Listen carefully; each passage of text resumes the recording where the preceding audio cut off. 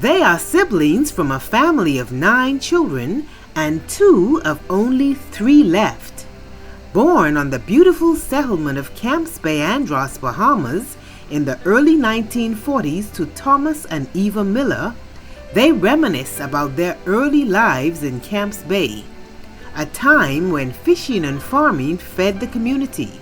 Memories as far back as a house with a thatched roof, and their days in the field farming and producing crops that not only fed them but produced for sale corn, cassava, peas, and lots of hot peppers. They even talked about dried fish. Proud of their Adventist faith and their determination to excel and to encourage their children to do the same. In this episode of the Bahamian Heritage Series, 83-year-old Charles Miller, who spent many years practicing his electrical trade as a successful businessman, and 79-year-old Mina Miller-Dawes, an accomplished author and educator. My name is Charles Jackson Miller, July 21st, 1940. And my name is Mina Elizabeth Miller-Dawes, and I was born November 16, 1944. My dad was Thomas Miller and my mama was Eva Augusta Miller. Do you remember your grandparents? I could probably remember one or two of them. My grandmother was Augusta Forbes, and my second grandmother was Augusta Miller. The two of them named Augusta. And my grandfather was Thaddeus Forbes and Andrew Miller. Now, most people cannot go further than their grandparents. Would you happen to know who your great-grandparents were? No, I don't know by name what my grandparents. Would you happen to know the date of birth of your parents? Our mother was born March the 20th, 1906. And our father was born in December, but I don't remember the exact date. And he was born in 1896. Okay, wow. That's a long time ago. Yes. Where were you born? We were both born here in Camps Bay, Bahamas. Okay, Camps Bay. My mother had 2 sons beside me, Rodney and Cliff, and 2 daughters, Hazel and Mina. They were my 2 sisters by my mother and 2 brothers by my mother. Now, I have a couple other brothers by my father before his own son. With his first or second wife? Yeah, which was William Miller and Egerton Miller, and the daughters were Puritan Miller and Mutilated Miller.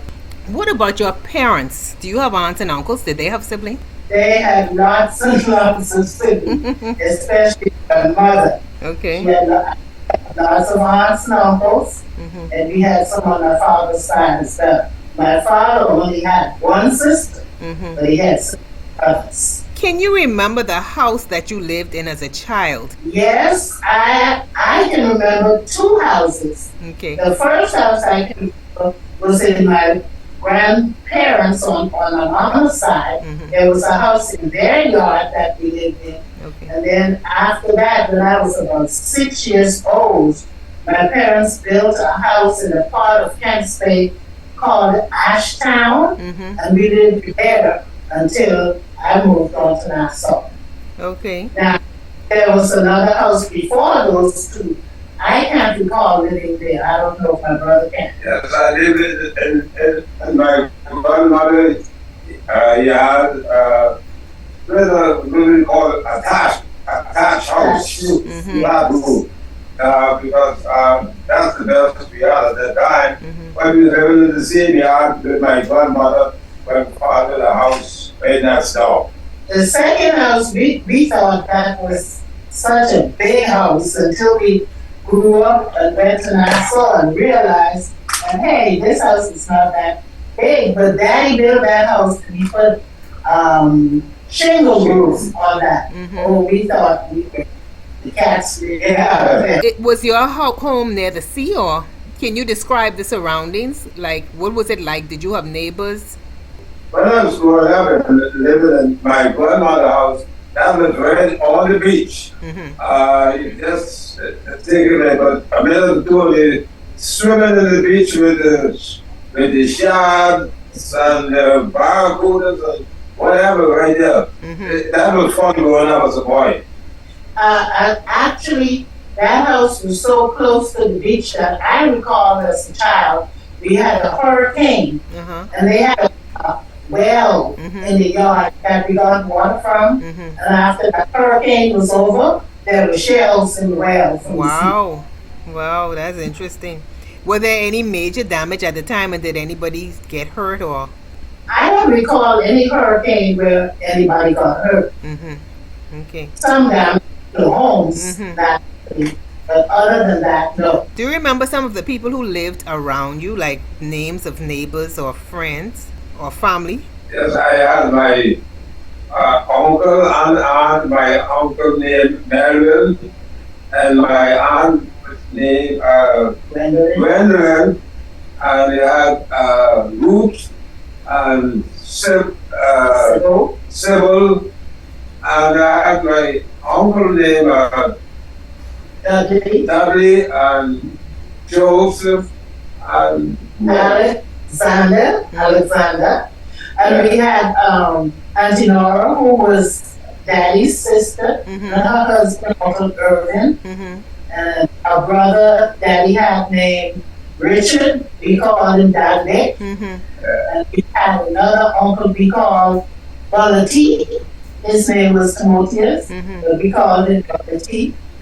And his wife, we used to call her Miss Marion. I don't know why we call her Auntie. But we had Auntie Macy. Her name was Magdalene, but everybody called her Macy. Her husband, Emmanuel, we called him Uncle Manny.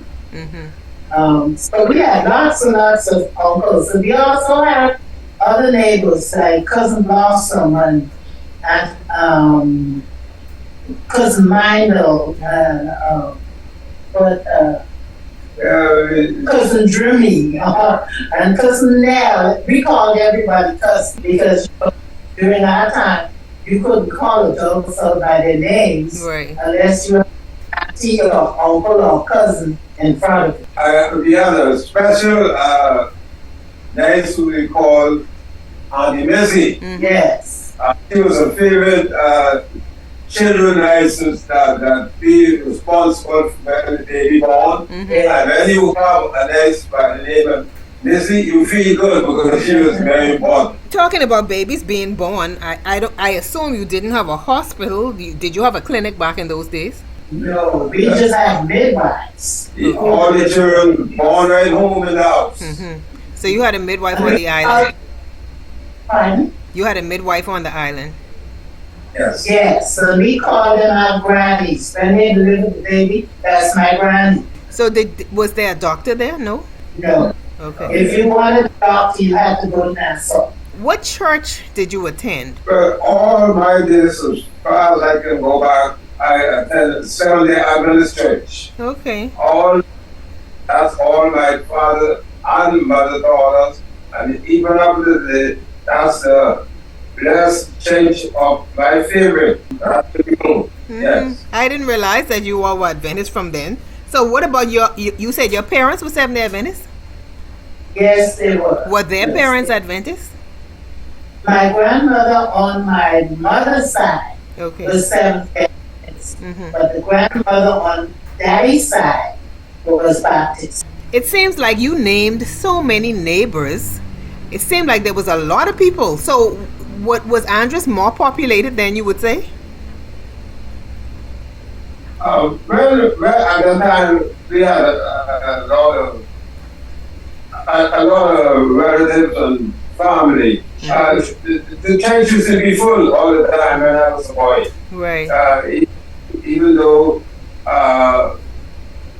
we were sometimes not getting what we think we should have got, but the church was full and everything was like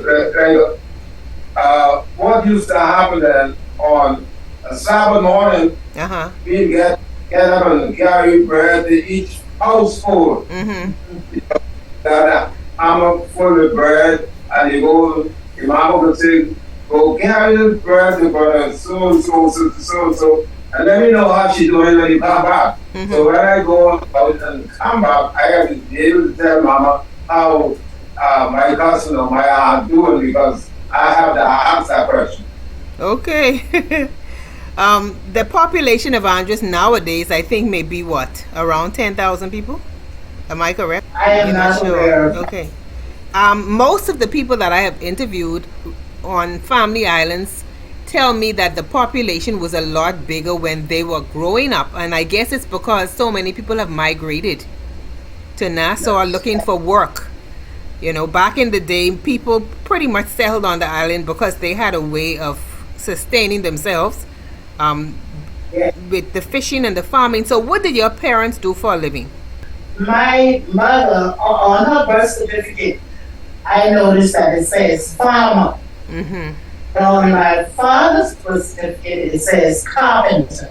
Okay. And I met him putting shingles on housetops and building boats. Okay. He was more of for us, it seemed he was more of a ship carpenter. That's interesting. Than a house carpenter. Okay. Yes. So your mother, did you know your mother to be a farmer? Like, did she go in the fields? Oh yes, she went in the fields and we went in the fields. And we had several areas. There was an area between Kemps Bay and Smith's Hill that was called Corner of the Bay. I don't know why we called it that. And then we had a field there. There was an area between Kemps Bay and Deep Creek called Johnson, now called Johnson Bay. We had a field there. And then we had fields even just right around the house. Because our house was not built on the sandy side of the island, even though we could see the water. We were on what they call the Black Line, on the rocky side. Yeah. But we had farms all over. Okay, so would you say there were more farms then? Oh, definitely.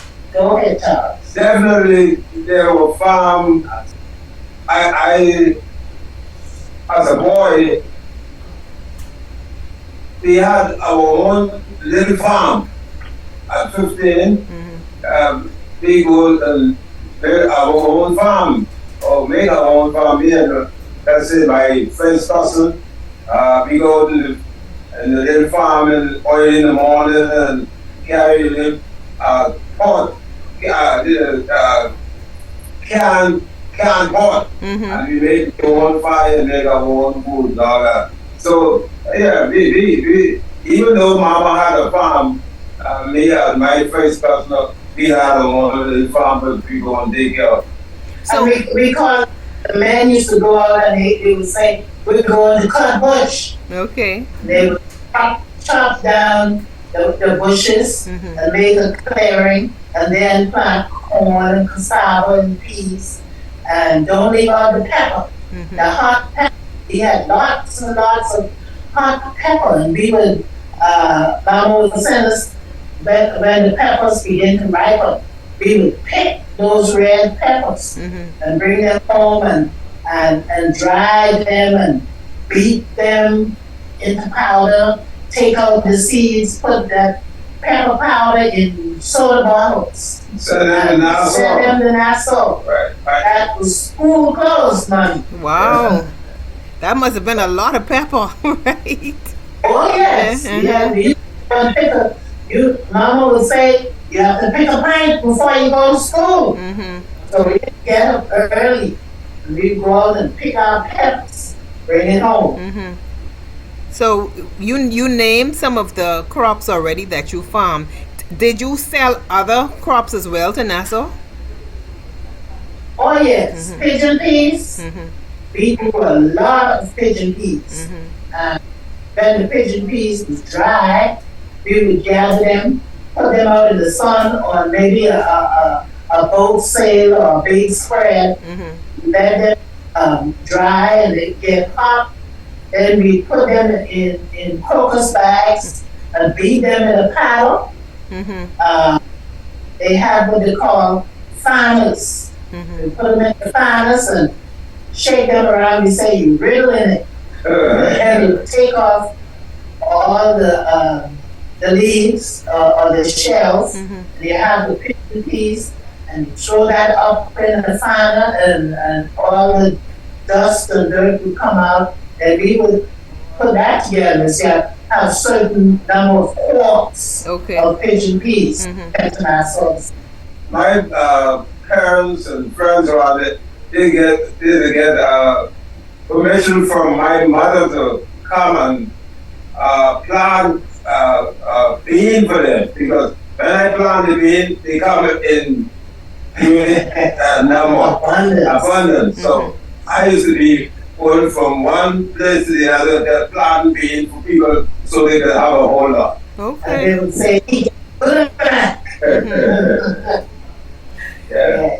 So a lot of that has not, I mean, that didn't continue on the level that it did over the years, did it? I mean, nowadays, do you have that level of farming in Andros? And if not, why not? Why you think that is?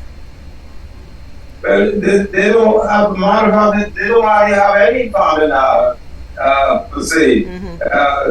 One or two people who try to get back into the farming now, planting potatoes and cassava and things like that. But the bigger part of the young people, they're not doing anything with farming, not at all. Not at all.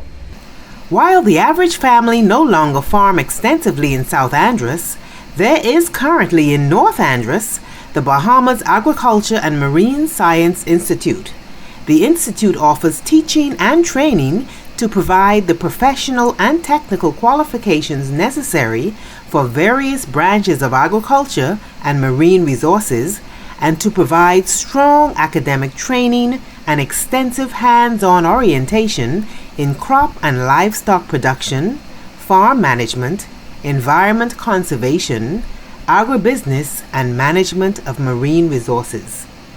For more information, visit bamseybahamas.edu.bs. So what about school? Where did you go to school? Well, I went to Bahamas. I went to school as well. We had another school in KEMPS. Oh wow, I never knew that. Yeah. Okay. So that's when I was down to, we had a Jamaican teacher from Jamaica named Mr. Barnes. He was a matter of fact, I just want to say, I just saw Mr. Barnes about sometime this last year, and he was 100 years old and still walking around. Wow. Wow. Yes, yeah. That's interesting. He came to visit me, he came from with his children. And I said, he's stronger than the other 100. So he was from Jamaica? Yes, he's from Jamaica. Him and his wife. Okay, so was he the only teacher, or you had other teachers? Before the Barneses came, the school really started with a man we called Mr. Toots. His name was Urban Toot. And he had a school, and I could remember him sitting on the window of his house, and we're sitting in the yard, but he's teaching. He's teaching us. And then after that, the mission at that time, now called Conference, decided they were going to open up a school, and that's when the Barneses came. Okay. And after them, the McKinneys, Miss Strawn, the Moores, And that's as far as I can remember. What was the name of the school? It was just called Camp Adventist School. Okay. So is that school still there? The building is still there. The building is there, but the school is not occupied as a school. They occupied as a church. Okay, so it's now a church, but there's no school there. No. After you completed high school, I guess it went to high school. Did you finish high school there? Or no? No, it was just an elementary school. So you needed, yeah, okay. If you wanted to further your education, you would have to go to Nassau. When you finished the elementary school there, what did you do? I went on to Bahamas Academy for high school. Okay. I went to Nassau and I took the trade, and that's the trade that was electrical. Okay. So I learned the electrical work. Now, you know, when I was young, my parents didn't want me to go to electrical school because they were afraid that they might get electrocuted. So when I went to Nassau for the first time, I went to just on a middle, just doing whatever I could. But then one day I just came to my head or my sense, and I said, "All right, yeah, I ain't going back to no more, farming. No, I was going to live for key, rather doing a golf course." And I decided that, you know, I'm going to trade school, and that's why I decided to do electrical trading. Yeah. Okay. I didn't ask you about the economy. You obviously were able to take care of yourselves with the farming in terms of, you know, being able to feed yourselves and all that. What was the economy like, and were you able to truly be able to eat and survive without a huge burden while you were growing up? You know, I used to think that we had a lot of money because we always had food to eat, somewhere to sleep, and nice clothes. We mentioned our oldest sister. She was born in the United States. She grew up here and she went back when she was 21 years old to the United States. And every few months or so, we would get what we call a parcel. So she always sent clothes for us children. So we never wanted for clothes. And Mama and Daddy took care of the food side of the shelter. Your career, Mr. Miller, surrounded electrical work? Yes, ma'am. I went to electrical school at Taylor Industry for a number of years. I went to Paradise Island. I was in charge of electrical there for 12 years. Oh, wow. Okay. Yeah. Holiday Inn hotel. So I was in charge there for about 12 years. And after I got doing so well, then I decided to go on my own. And then I did well, and then I decided, you know, I think I'm going back to Andrews. And now I'm happy that I came to Andrews. I'm doing good. Right now. I went to Nassau when I was about 15. And how old you were when you went back to Andrews? Do you remember? I don't know for sure, but it was maybe in 45 or something like that. Okay. Maybe. I started teaching for the Ministry of Education. It was part of the Board of Education that I did.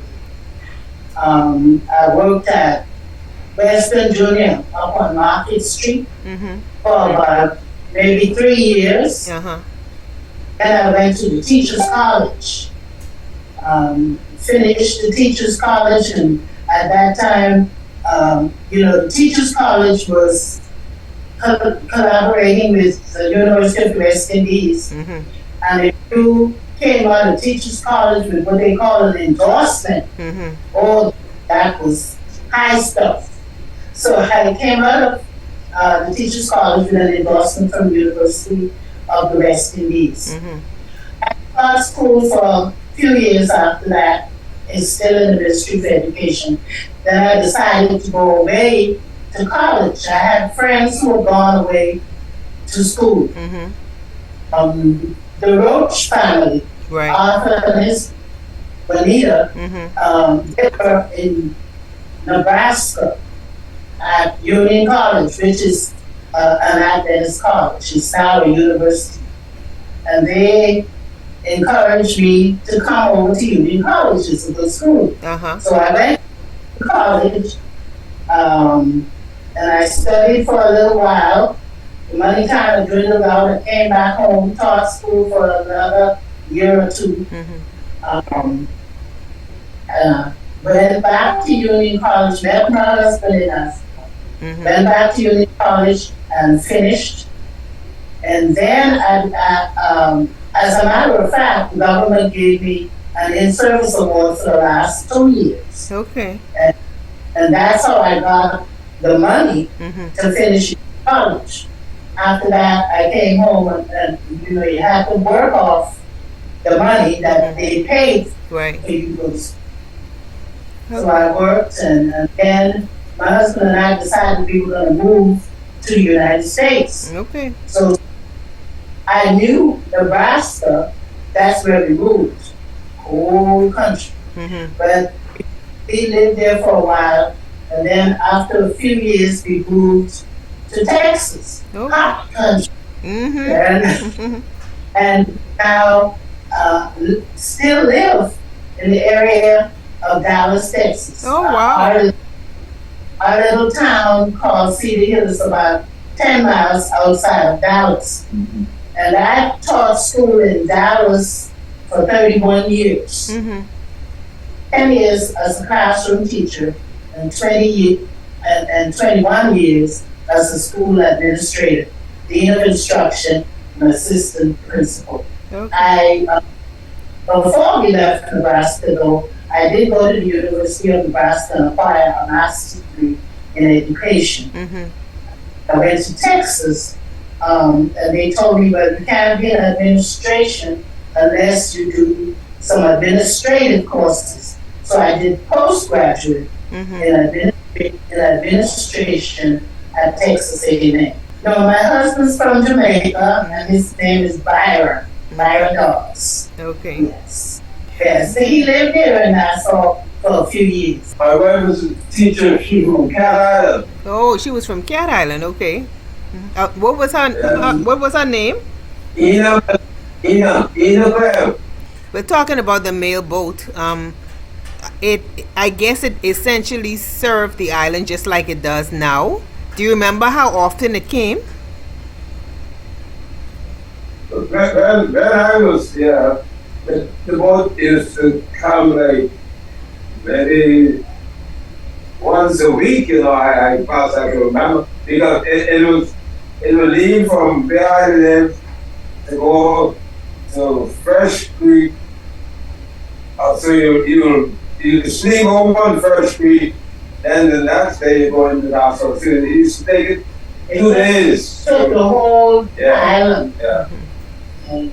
Because I remember them, they would announce which settlement they called we were at.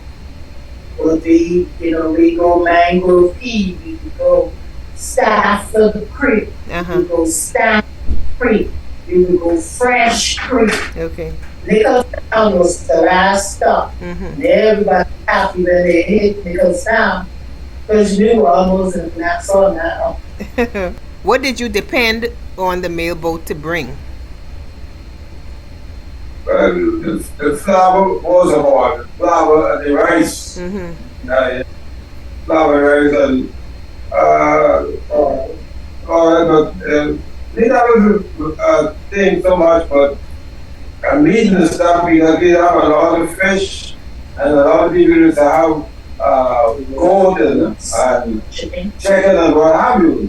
So basically, flour and rice and sugar like that. And kerosene oil. Yeah, kerosene oil, yeah. Yeah, so you pretty much was able to feed yourself with the things that you did. So what about sugar?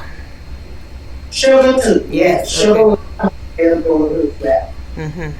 Yeah, I remember us having chicken on Sunday. Mhm. Usually they would kill goats for Christmas and big holidays. Mhm. We had lots of goats, and we used to have to take them out to pasture in the morning before we go to school, and Mhm. when we come back in the evening, we bring them back into the yard. And we had quite a few chickens, laying eggs and everything. Pigeon peas, I remember carrying into Nassau Mhm. to sell pigeon peas. So I would be walking the streets of Nassau to sell pigeon peas. Oh, yeah, so we had pigeon peas. But corn, we all had mill where we could make grits, Mhm. Uh, the corn we have in 55-gallon drum for the duration of time. So we never run out of grits, let's say. Mhm. We could always have some grits to eat. What was the average meal? I mean, generally speaking, for a dinner, when you were young, what did you eat? Was it the same as we do now? Or what did you have for a meal generally? Like at home, what would be a dinner meal? We would probably have sometimes, like, especially like on the weekend, peas and rice, Mhm. fried fish, and we, along with the farm, we always had vegetable gardens, Okay. like big vegetable garden first. So we had cabbage and tomatoes and all the common Mhm. vegetables that you grow in the yard. So our food was basically uh, a good rounded meal most of the time. Sometimes if stuff run low, we'd have dumpling, cassava, or potato. Mhm. We have good food in our family. It would be a good thing if what we used to appreciate about the fish, if after the backlog, that would be nice because when my dad had a net, and when we go and we all the fish, we split them open and hang them on a line to dry. So we used to have dry fish for months, And as a boy, when I just come out of the school, I could just pick on dry fish and put in the fire and eat. So that's what it was. That was basically at that time, and that was good. I think if they could bring back something like that, that'd be nice. Yeah, we tried the shad and we tried the bonefish. Yeah. And we tried the grouper. Yeah. So, when this one was out of season, we didn't have it fresh, but you had it dry, you could boil it. And I remember my mama boiling the dry fish with coconut milk. Oh, that was good. That was good. Wow, that sounds like something I could eat right now. Okay, yes. A few years ago, I wrote a short book about growing up on KEMPS Bay. Oh, wow. And told lots of the stories. Is the book still available? Yes, it is available online. It should still be available, but if anyone is interested in getting the book and cannot find it, I can still purchase the book. My brother has a few copies. The name of it is On the Dixie, because my dad worked in the United States. Mhm. Before he married my mom, when his oldest daughter was born, that's how come she was born Mhm. in the United States. He used to work on railroads, and he worked down in Key West, and that is where she was born. Okay. So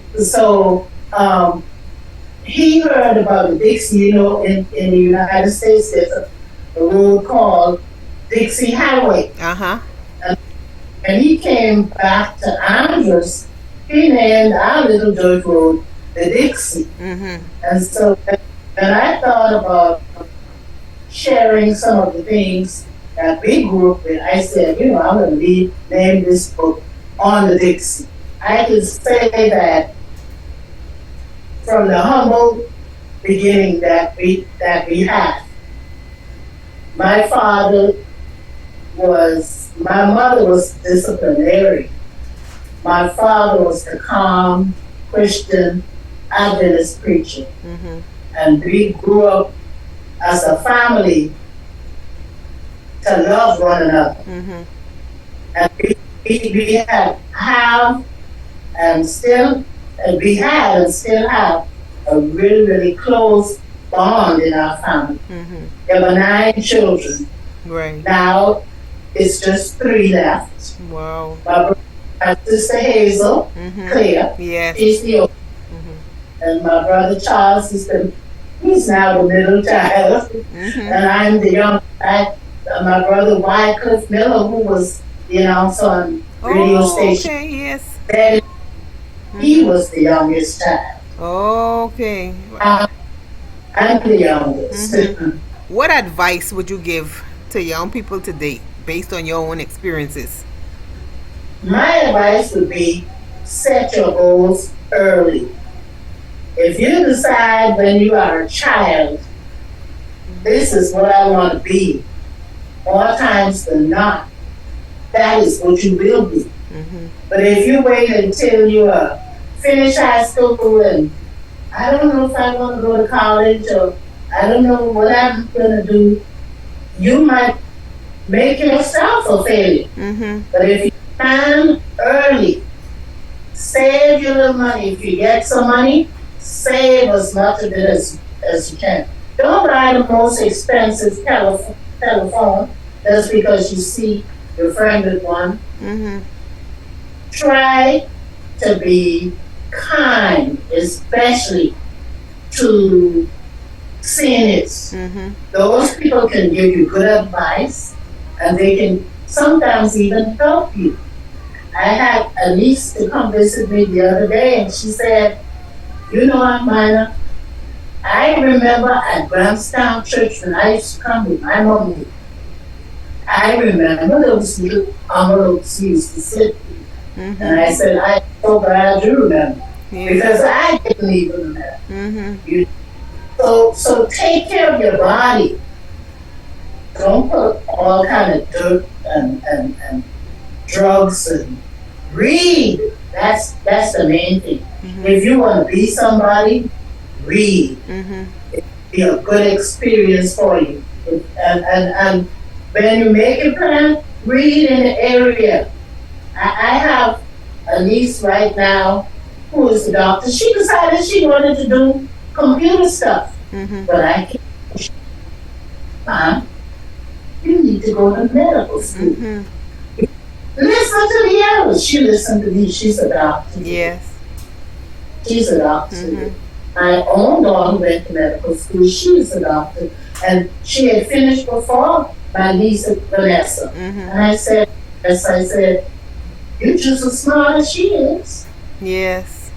Mm-hmm. So she went on. And they are both successful today. I can remember, as a young man growing up in our little church in KEMPS Bay. Mm-hmm. First of all, you have to clean the lamps Mm-hmm. and the light the lamp, Yeah. right? But then after I leave, I went to Nassau. The same attitude that I had with my dad, you have to be working. And I went right into the work age. Every church that I went to, I would be working to make that church the best church that I attend. Uh-huh. So, I went to our church in Engliston. I don't know if you know the church in Yes. Engliston. Yes. Uh-huh. And then I went to Hillview, Uh-huh. right? And all of those is where I get my encouragement to help and to build. And then I came back to Surrounders as a young man, and that's the first thing that I did when I came back, to try and build a new extension on the church that I went to attend. Right. And so I haven't changed because I was younger. I changed because I grow, and the Lord helped me to go that way. And even now, I can't do any different. When I go the building where I'm at now, all I wanted to do is make that better every day. Yes. And that's what I try to make our young people be better every day. And that is an example for young people to follow. These siblings have a lot to be proud of, as they have accomplished much with the help of God, instilling in their children decency, honesty, hard work, and a love for God and man. In Mrs. Dawes' book, On the Dixie, which can be purchased on Amazon.com, you can learn more about their lives in a humorous account of growing up on KEMPS Bay, South Andros, Bahamas. Bahamian Heritage Series salutes Mr. Charles Miller and Mrs. Mina E. Miller-Dawes.